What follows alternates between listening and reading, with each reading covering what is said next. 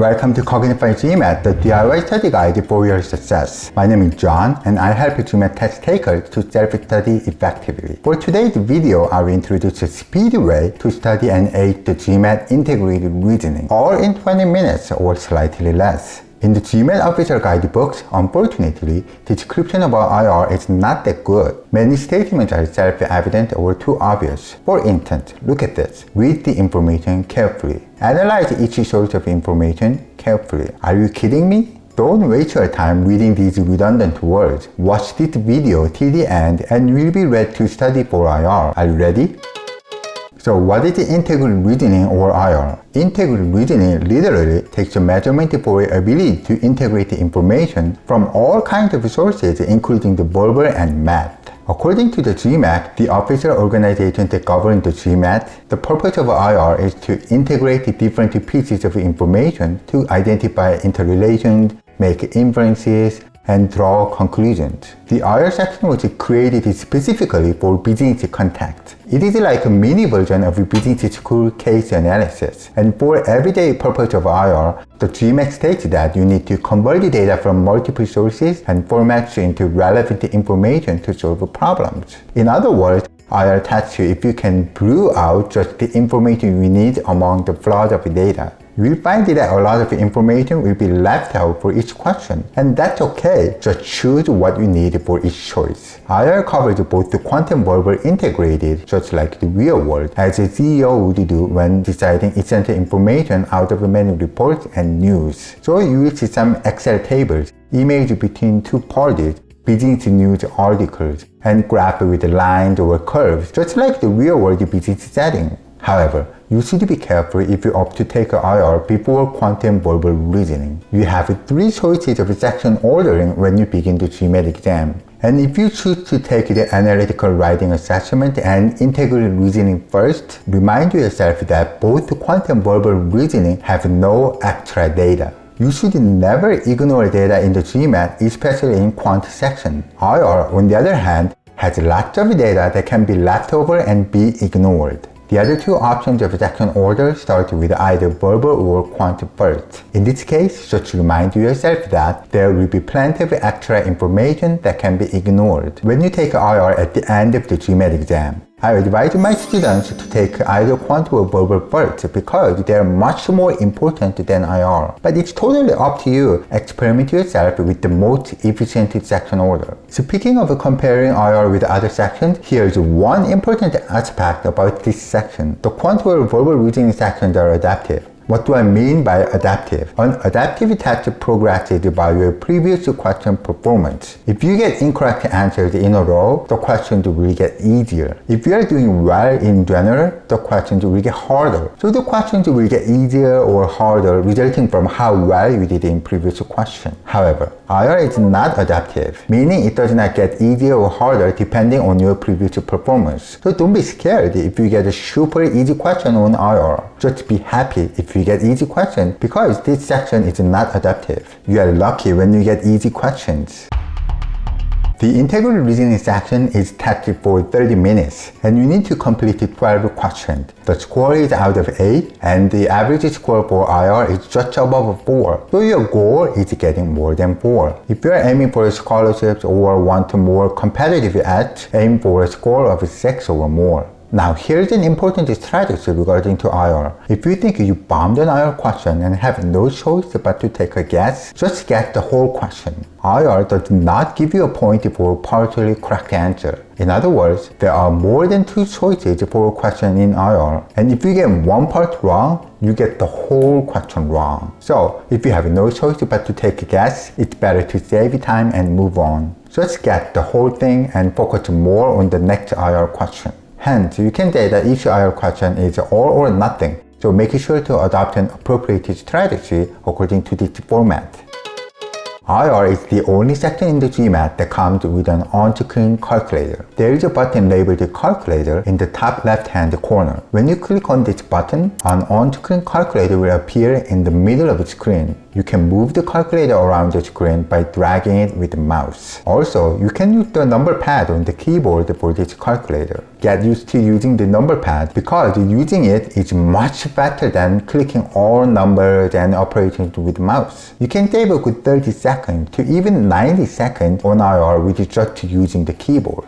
This calculator has standard basic functions. Become familiar with some buttons on this calculator. I will explain these buttons because many GMAT test takers are not familiar with the standard functions of calculators, especially if they didn't study science, math, or engineering in college or university. Here is the backspace button, which deletes the last digit. Z button stands for clear entry, which clears the entry you made in the calculator. But Z button does not clear the operations of math, such as addition, subtraction, multiplication, or division. The C button clears everything, including all math operations you did previously. The SQRT button stands for square root, and square root is the number in the display. For example, if you press number 9 and the square root button, you will get number 3 because the square root of number 9 is 3. There is a percentage sign which will calculate the percentage for you. For instance, if you press number 100 plus sign, number 20 and the percentage button and press the equal sign at the end, we have a result of 120 because 20% of 100 is 20 and you added 100 to 20. Here I'm mainly using the keyboard instead of mouse because it's much faster with the number pad on the keyboard. You only have to click on the percentage button with the mouse once if you utilize keyboard. The 1/x button calculates the reciprocal of the number on the calculator. For example,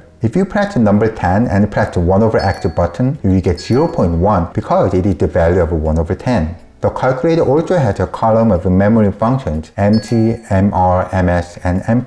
If you don't know what these are, that's okay. The best strategy is to perform with your natural best. Furthermore, the other questions are not designed in a way that they are heavily dependent on calculator functions. So what's the best way to use this calculator? Use mental math and estimate numbers whenever you can because it's faster. But use the calculator only if numbers are big or if you feel uncomfortable doing certain calculations, such as square rooting a number or taking a percentage of a number. Some other questions ask for ugly calculations, just like the real world business does. So on-screen calculator will come in handy to save time. Here's the last tip about the IR calculator. I've seen many people making mistakes of clicking more than twice on the equal key or the operating keys such as addition, multiplication, and so on. If you click multiple times the equal key or math operation buttons, the calculation will repeat the operation. So be careful when you press the calculator buttons and always use the C button to clear everything when you are done using the calculator. That's it for the calculator in the IR section. The IR section comes with 4 question types. Here's a screen for the IR section when you start it. The 4 question formats are kindly described here. They are multi-source reasoning, table analysis, graphics interpretation, and two-part analysis. You don't need to memorize the naming of these question types, but you definitely need to become familiar with these types. I'll read what the GMAT exam explained about these formats. Multi-source reasoning. Click on the tabs and examine all the relevant information from text, charts, and tables to answer the questions. Table analysis. A table is to be analyzed to find whether answer statements are accurate. Graphics interpretation. Interpret a graph or graphical image and select the option from a drop-down list to accurately complete response statements. Two-part analysis. Two-component task is presented for a solution with answer options provided in a 2-column table format. Now I will describe in detail what these formats are about. Multi-source reasoning involves more than 2 pieces of information, usually up to 3. The data are given on the left side of the computer screen and the question appears on the right side. You will see tabs on the top left and the feature is interactive. So click on each tab to switch between the tabs of information. Your goal is to quickly determine which tab may include the relative information the question is asking and swiftly scan for the necessary information.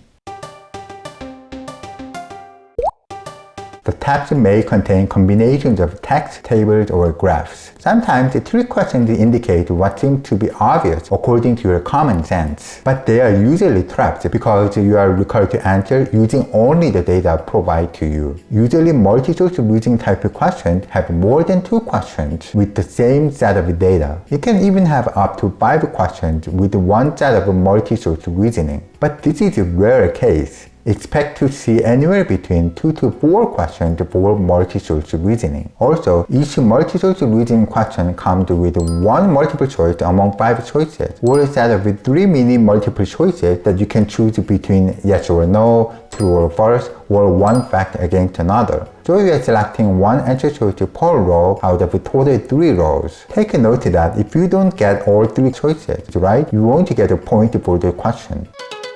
Table analysis gives you a long table with the captions under the table, describing what the table is about. And this feature is also interactive, like multi-choice reasoning type of question, because you can select the drop-down menu and choose to sort the table by your choice of a column. The goal of a table analysis is to quickly determine which category or column is in priority. You may need to sort the column more than once, so when you move on to the next question and see that the table remains the same, be expected that you may need to sort a different category or column. Table analysis always comes with 3 multiple choice sets. You are choosing either yes or no, true or false, or one fact against another. Remember that if you don't get all 3 choices right, you won't get a point for the question. It might be wise to skip the question right away if you can't answer 2 choices confidently. By the way, whenever you see a table in IR, make sure to read the title of the table. The title of the table surprisingly contains important information, so you don't want to miss it.